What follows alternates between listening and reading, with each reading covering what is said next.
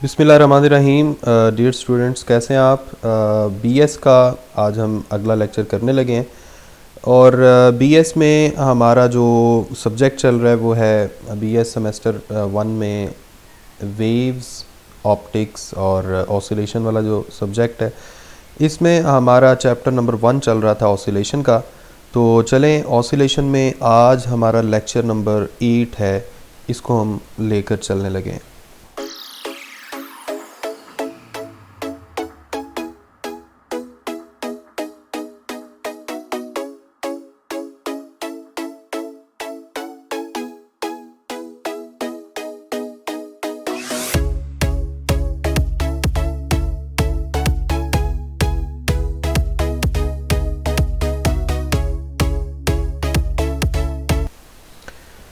जी, topic हमारा जो है आज लेसैजियस फिगर्स है। इससे पहले एक टॉपिक जो है वो थोड़ी देर के लिए स्किप किया है, वो हम नेक्स्ट वीडियो में करेंगे, वो है डैम्प्ड ऑसिलेशन वाला।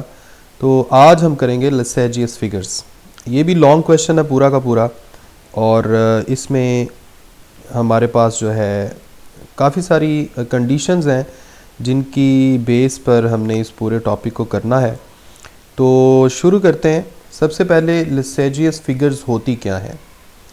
तो आपने सिंपल हार्मोनिक मोशन में कुछ इक्वेशंस पढ़ी थी, जिनमें से एक इक्वेशन की शक्ल कुछ ऐसी थी कॉज की शक्ल में, और दूसरी जो है वो भी यहाँ पर कॉज की शक्ल में दी गई है। बस किया क्या है, हमने एम्पलीट्यूड जो है उनको चेंज किया है और फेज़ एंगल जो है उनको मुख्तलिफ रखा है। तो इन दोनों कर्व्स, इन दोनों इक्वेशंस का जो कॉम्बिनेशन है उसका, यानी इनका जो रिजल्टेंट कॉम्बिनेशन होगा उसको हम कर्व की शक्ल में डिस्क्राइब करेंगे, जिसे हम लेसैजियस फिगर्स बोलते हैं। इसमें बहुत सारी ऑप्शंस आती हैं, बहुत सारे केसेस हैं जिनको यहाँ पर बताया गया है। तो इनको आप तब ही समझ पाएंगे जब हम पूरा इनकी डिटेल देखेंगे, और इनकी डिटेल आगे चल के हम यहाँ पर देखने लगे हैं। सबसे पहले फ़र्ज़ करें हमारे पास एक स्प्रिंग मैस सिस्टम है। सिंपल, जैसे हम पहले फ़र्ज़ करते आए हैं, स्प्रिंग मैस सिस्टम में ये इसका मीन पॉइंट है, और फ़र्ज़ करें ये दो इसके एक्सट्रीम पॉइंट्स हैं। अगर हम एक स्प्रिंग मैस सिस्टम को हॉरिजॉन्टली वाइब्रेट करता हुआ कंसिडर करें, और उसमें हमारे पास जो डिस्प्लेसमेंट की इक्वेशन आएगी वो हम जानते हैं कि सोल्यूशन हमने किया था equation of motion of simple harmonic motion का। तो उसमें हमारे पास एक कॉज की शक्ल में आता है, एक साइन की शक्ल में आता है। तो हम ऐसा करते हैं कि इसके सोल्यूशन में जो कॉज वाली शक्ल वाला सोल्यूशन है, सिर्फ उसको हम देखने लगें केस को सिंपल तरीन करने के लिए। इसमें आप देखें जो फेज़ कांस्टेंट है वो है फाई एक्स, एम्पलीट्यूड है एक्स एम, और इंस्टेंटेनियस डिस्प्लेसमेंट को x के साथ जाहिर किया गया है। ठीक हो गया। इसी तरह से अब हम एक और भी सिंपल हार्मोनिक मोशन कंसिडर करते हैं, और उसके सॉल्यूशन को मैंने y से जाहिर कर दिया। ये इसका जो फेज़ कांस्टेंट है उसे हमने फाई y से जाहिर कर दिया। एंगुलर फ्रीक्वेंसी दोनों की सेम ही है, ओमेगा। इसके एम्पलीट्यूड को वाई एम से जाहिर कर दिया, और इसके इंस्टेंटेनियस डिस्प्लेसमेंट को वाई से जाहिर कर दिया।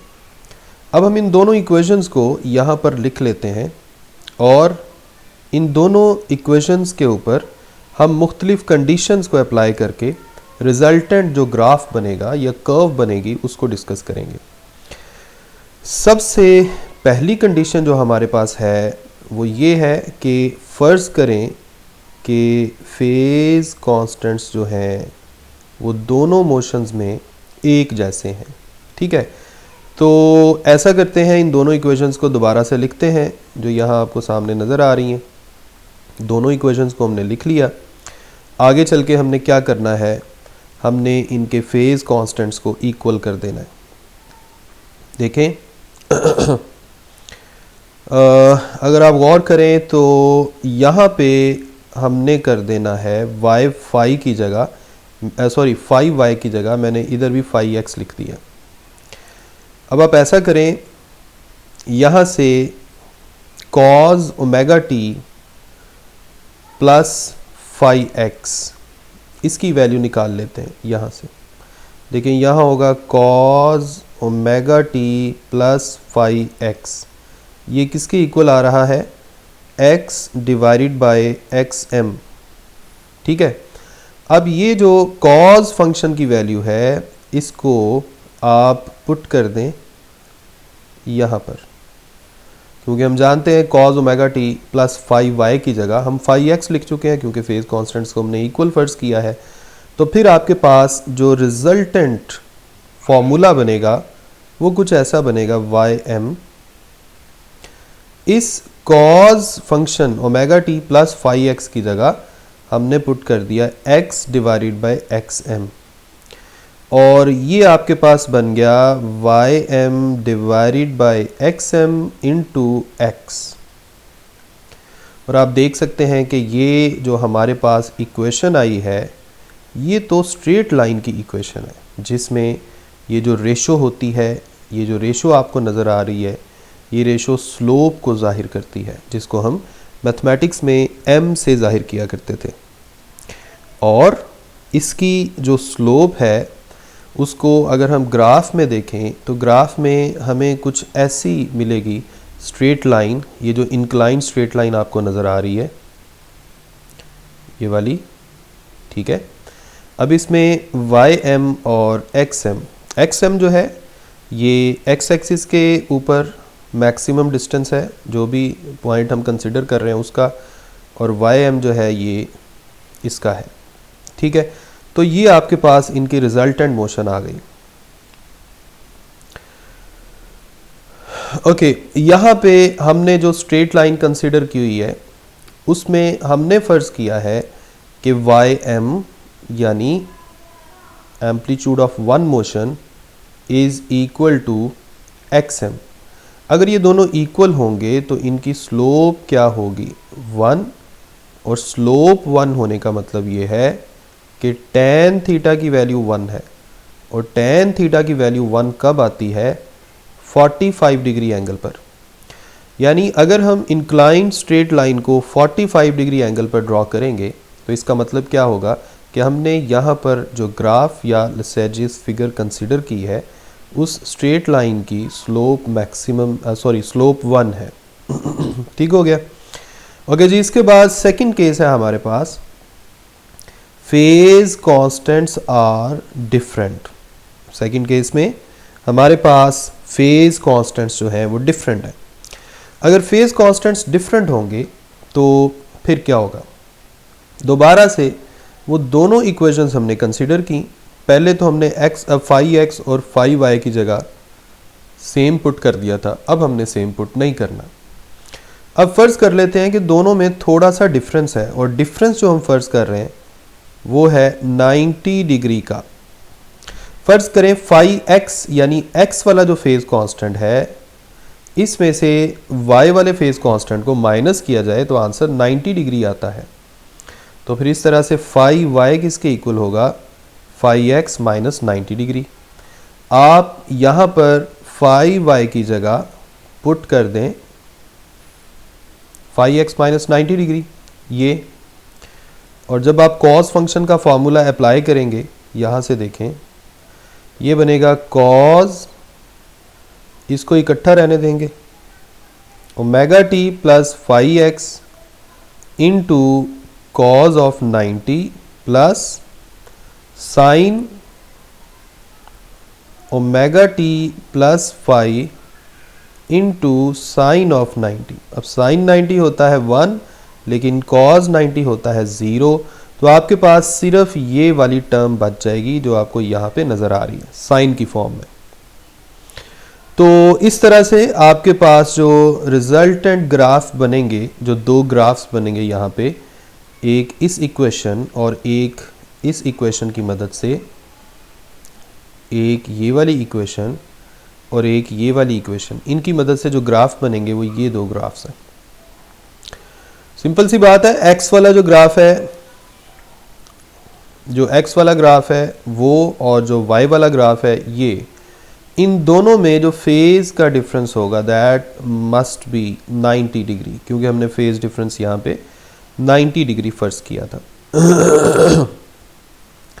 इसके बाद जी थर्ड केस हम यहाँ पे कंसिडर कर लेते हैं कि एम्पलीट्यूड्स जो हैं वो इक्वल हैं लेकिन फेज़ कांस्टेंट्स जो हैं वो डिफरेंट हैं। जैसे अभी ऊपर वाले केस में हमने फ़र्ज़ किया था फेज़ कांस्टेंट डिफरेंट, तो इन दोनों इक्वेशंस में आप एक्स एम और वाई एम इन दोनों की जगह सेम एम्पलीट्यूड फ़र्ज़ कर लें। देखें, एक ये इक्वेशन थी, एक ये इक्वेशन थी। इसमें फिर हमने क्या किया था, अभी ऊपर वाले केस में फाइव वाई की जगह हमने फ़र्ज़ कर लिया था फाइव एक्स माइनस 90 डिग्री, और फिर ये बन गया था आपके पास साइन की फॉर्म में, जो अभी थोड़ी देर पहले हमने किया था। तो अब आपके पास टोटल दो इक्वेशंस बच गई हैं। उनमें से एक इक्वेशन है ये वाली और दूसरी इक्वेशन ये वाली है। और ये दोनों इक्वेशंस कैसे आई हैं, क्योंकि हमने फेज़ एंगल को डिफरेंट फ़र्ज़ किया था लेकिन एम्पलीट्यूड को हमने सेम फ़र्ज़ कर लिया। वाई एम की जगह भी हमने क्या लिख दिया, एक्स एम। अब आप इन दोनों इक्वेशंस को स्क्वायर करके ऐड कर लेंगे। जब आप इनको स्क्वायर करके ऐड करेंगे तो राइट हैंड साइड पे एक्स एम स्क्वायर कॉमन आ जाएगा और ब्रैकेट के अंदर आ जाएगा cos square omega t plus five x plus sine square omega t plus five x, और ये बन जाएगा आपके पास 1 के इक्वल। इस तरह से हमारे पास क्या बच गया, इक्वेशन ऑफ सर्कल। और ये जो इक्वेशन ऑफ सर्कल है ये ऐसा सर्कल है जिसका रेडियस कितना है, एक्स एम, क्योंकि आर स्क्वायर की जगह पे यहाँ क्या आ रहा है, एक्स एम स्क्वायर। तो ये सर्कल है जी, ठीक हो गया। ये था आपका कौन सा केस जिसमें फेज कांस्टेंट्स डिफरेंट थे लेकिन एम्पलीट्यूड सेम था। अब फेज कांस्टेंट्स भी डिफरेंट हैं और एम्पलीट्यूड्स भी डिफरेंट है, यानी ये आप समझ लें कि ये वाला जो केस था ना, ये वाला दूसरा केस इसी की कॉन्टिन्यूटी है,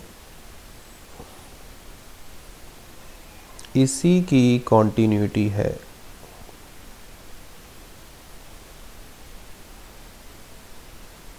ठीक है, phase constants and amplitudes are unequal. तो सेम वही दोनों इक्वेशंस हमने ले ली जो उस सेकंड केस में लिखी हुई थी, x m cos omega t plus five x, y m cos omega t plus five y. अब इनमें डिफरेंस हमने जैसे पहले फ़र्ज़ किया था 90 डिग्री का, दोबारा 90 डिग्री का फ़र्ज़ कर लेते हैं। फ़र्ज़ करें 5y किसके इक्वल है, 5x माइनस 90 डिग्री। जब आप इसको पुट करेंगे तो ये हम जानते हैं साइन में कन्वर्ट हो जाता है।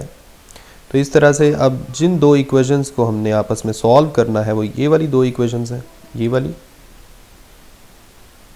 ठीक है, ऊपर वाली जो इक्वेशन नंबर 1 है इसको मैं लिख सकता हूँ x over x m is equal to cos omega t plus 5x, और जो ये वाली इक्वेशन है इसे मैं लिख सकता हूँ y divided by y m is equal to sine omega t plus 5x।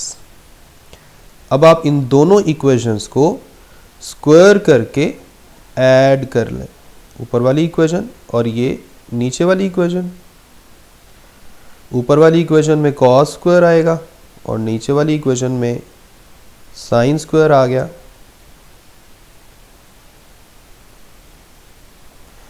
और हम जानते हैं कि ये किसके इक्वल होगा, 1 के इक्वल। जब ये आपके पास 1 के इक्वल आ जाएगा तो ये जो आपके पास इस वक्त इक्वेशन लिखी नज़र आ रही है जिसमें ऊपर वेरिएबल्स का स्क्वायर है और नीचे कॉरस्पॉन्डिंग कांस्टेंट्स का स्क्वायर है, तो ये तो इक्वेशन ऑफ एलिप्स है। इसका मतलब ये हुआ कि अगर हम इस कंडीशन को फॉलो करें, किस कंडीशन को, इस कंडीशन को, तो फिर हमारे पास जो रिजल्टेंट लसैजियस फिगर आती है वो क्या आती है, एलिप्स। ठीक हो गया।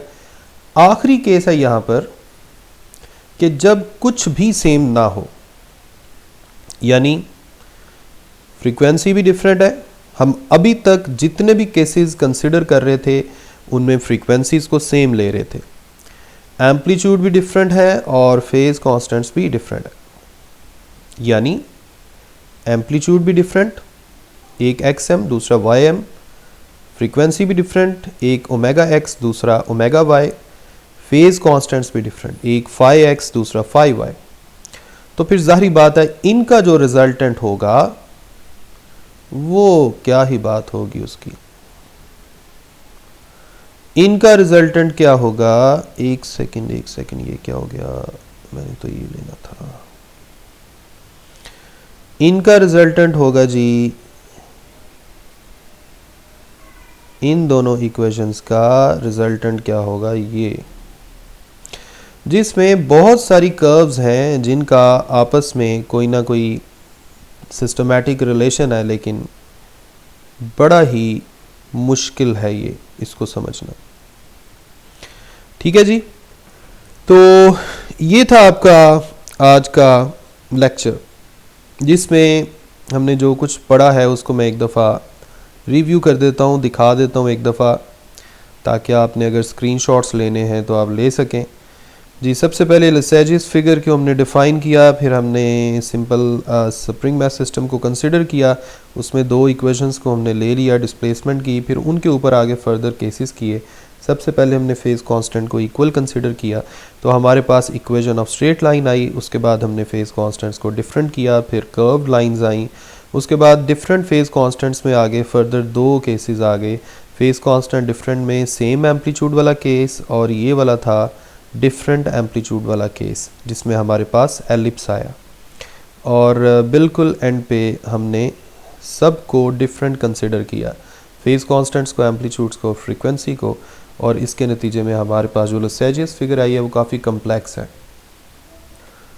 तो बच्चों ये था आपका आज का लेक्चर। मैं उम्मीद करता हूँ कि इसमें कोई कन्फ्यूजन बाकी नहीं रही होगी, लेकिन फिर भी अगर कोई प्रॉब्लम है तो आप मुझे ज़रूर बताइएगा। अपना ख्याल रखें, मुझे अपनी दुआ में याद रखें। अल्लाह हाफिज़।